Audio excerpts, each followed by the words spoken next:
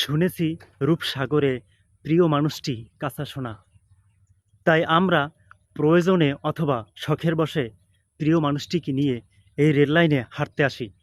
তাই হে বন্ধু, আপনি শখের বশে অথবা প্রয়োজনে এই রেললাইনে হাঁটেন, কিন্তু আপনাকে সর্বোচ্চ সতর্কতা অবলম্বন করতে হবে। কারণ এই রেললাইনে পিষ্ট হলে আপনার দায়ভার কেউ নিবে না। আপনার পক্ষে কোনো মামলা হবে না, সেই মামলার কোনো তদন্ত হবে না।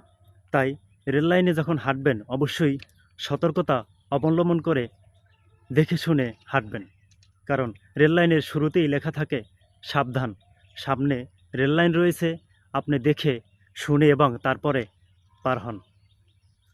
ভিডিওটি ভালো লাগলে অবশ্যই একটু শেয়ার করে দিবেন। ভালো থাকবেন।